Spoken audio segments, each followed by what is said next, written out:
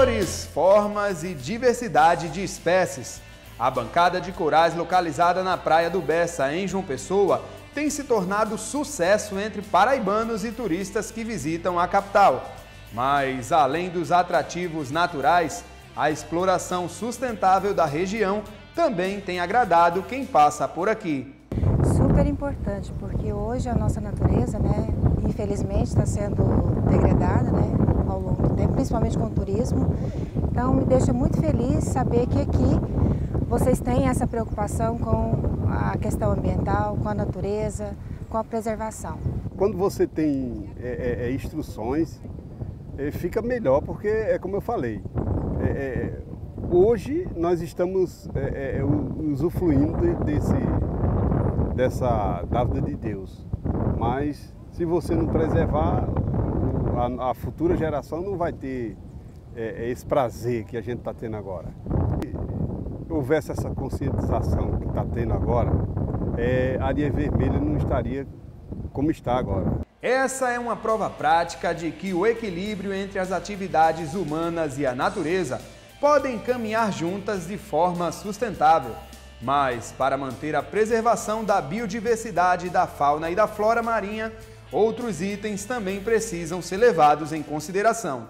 Para falar sobre os detalhes, os cuidados e a preservação desses corais aqui do Caribessa, a gente vai conversar com a professora e pesquisadora do IFPB, Cristine Eloy. Cristine, fala pra gente quantas bancadas de corais são registradas aqui no litoral paraibano, principalmente aqui na nossa orla, e quais os cuidados e monitoramentos estão sendo tomados hoje?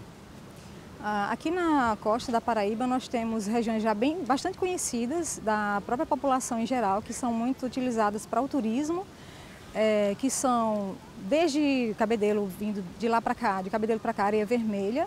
Então nós temos também agora a região do Caribessa, que está sendo bastante explorada. E das regiões mais conhecidas, que já vêm sendo exploradas há bastante tempo, nós temos Picãozinho, as piscinas do Seixas e também um pouco mais ao sul, as piscinas da Praia da Penha. Então essas regiões estão sendo bastante utilizadas pelo turismo e estão sendo utilizadas pelo turismo exatamente pelo fato de abrigarem uma diversidade incrível assim, de organismos, e por sua própria beleza cênica elas atraem esses visitantes ao longo do ano, principalmente no verão. Aqui nessa região específica do Caribessa, quantas espécies de corais já tem registrados e catalogados pelos institutos que trabalham com esse tipo de segmento? No Brasil, a gente não tem uma grande biodiversidade em termos de número de espécies. Nós temos espécies de corais pétreos, que a gente considera como corais construtores de recifes, em torno de 18 espécies, mas a maior importância dos nossos corais, no caso do Brasil, que no Brasil nós vamos ter as únicas formações de recifes do Atlântico Sul, em 3.000 quilômetros de costa. Então a importância maior para a gente é que a maioria deles é de corais endêmicos, ou seja, são espécies de corais que nós só encontramos aqui no Brasil. Não vamos ter uma fauna com uma grande biodiversidade como no Caribe. E aí eu falo em fauna e é importante frisar, eu acredito que você, Hugo, ia perguntar sobre isso. O que são os corais, não é? Isso. Porque muita gente vem aqui e olha os recifes e fala, ali são os corais. Algumas pessoas confundem os recifes, que é uma estrutura, com os próprios organismos que são os corais. Os corais são, na verdade, animais. Para se entender um pouco melhor, vamos pensar o seguinte, esses animais são do grupo que a gente chama de quinidários em biologia. O que são quinidários? Eu acho que o público em geral vai lembrar das águas-vivas. Elas são quinidários, são animais e são bem agressivos, assim, podem causar vários acidentes na época em que elas estão na praia. E as anêmonas também, todo mundo lembra do peixinho Nemo, que vive morando numa anêmona, né? Então, todos esses são corais, são quinidários, e os corais da mesma forma são quinidários. A diferença entre eles é que os corais, que a gente chama de corais pétreos, eles produzem um esqueleto de calcário, e esse esqueleto que junto com a estrutura do recife, vai formando essa estrutura.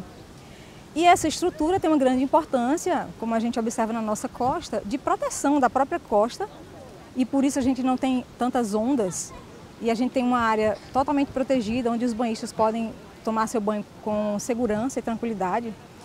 E, além disso, no próprio ambiente, os recifes são importantes para promover abrigo e alimento para uma diversidade enorme de outros organismos, como peixes, polvos, lagostas, e a gente consegue ver tudo isso mergulhando nesse ambiente.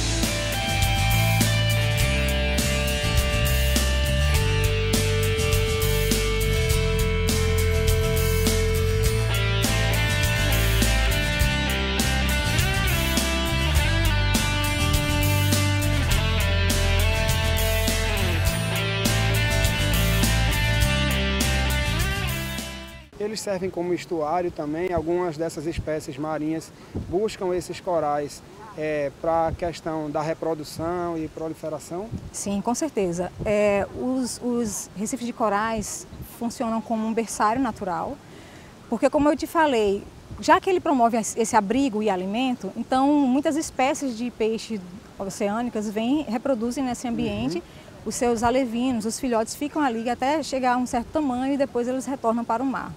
Então esse ambiente é muito importante para manter para a manutenção da própria, do estoque pesqueiro, inclusive, e aí se você começa a ver impactos na quantidade, na diversidade de organismos que a gente passa a não encontrar mais no mar, isso também pode estar se refletindo pelo fato dos nossos recifes estarem sendo tão impactados atualmente. Pela experiência e pelo trabalho que vocês realizam aqui na nossa costa, quais os principais danos causados a esse tipo de coral e como trabalhos como esses que são realizados aqui, que fazem a exploração turística, mas tem a preocupação de ter um acompanhamento, inclusive está havendo até agora uma solicitação para que haja um instrutor acompanhando todos os passeios ou até estudantes de biologia. Como é que vocês que fazem esse tipo de pesquisa enxergam também essa importância para a preservação do que a gente tem na nossa costa?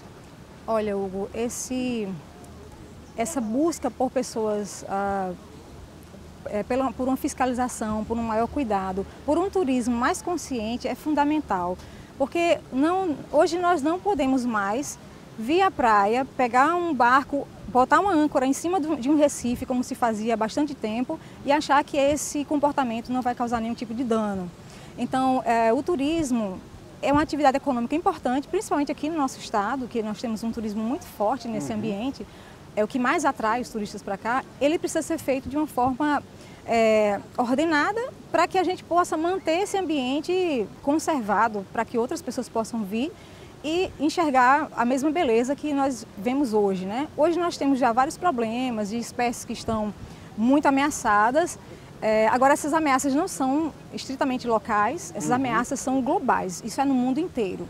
E entre as ameaças globais, acho que a maior ameaça hoje é o próprio aquecimento global, porque o aquecimento da água em poucos graus já é fatal para algumas espécies de corais. Os corais levam muito tempo para crescer, os nossos corais levam, em média, podem levar de milímetros a um pouco mais de 1 centímetro para crescer ao longo de um ano inteiro.